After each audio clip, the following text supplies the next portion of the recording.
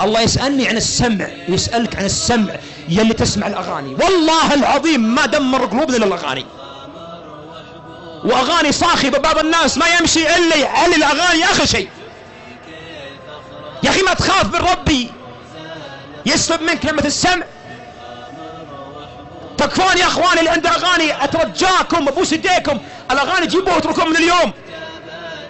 والله العظيم ما يخلي نفسك ثقيلة عن الصلاة إلا الأغاني، لأن الأغاني تنبت النفاق في القلب.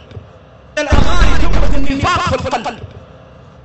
الأغاني بريد الزنا، الأغاني عقدة الشيطان. والله العظيم ما أبالغ لما أقول لك إن أول خطوة للتوبة ترك الأغاني. أقسم بالله المغنيين والمغنيات ما حطوا هذه الأغاني إلا يبون يفسدون قلبي وقلبك، وفعلا استطاعوا. كم من شخص عند الموت تقول له قل لا إله إلا الله ويغني ويردد أغاني.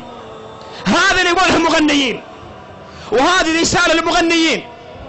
أقول توبوا إلى الله سبحانه وتعالى. كم فتنتم من شباب المسلمين، والله يقول إن الذين فتنوا المؤمنين والمؤمنات ثم لم يتوبوا فلهم عذاب جهنم ولهم عذاب الحريق. والله ما أبالغ لما أقول لك يا حبيبي إن ترك الأغاني أول خطوة في التوبة والرجوع لله.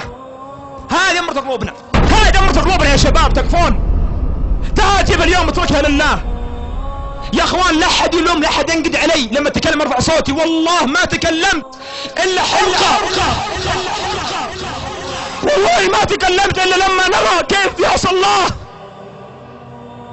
وكيف يوصل جبار. والله مدك بالنعم تعصيه وانت معك صحتك، تعصيه والله يعطيك الصحة والعافية. وين الخوف من الله؟ وين حياك من الله؟ ترى انا غار، والله يا غار. والله العظيم قلبي تقطع لما اشوف شبابنا على المعاصي والاغاني. والله الذي لا اله الا هو كم يد من القلب ويعتصر القلب لما اشوف شبابنا في هم وغم والعلاج موجود.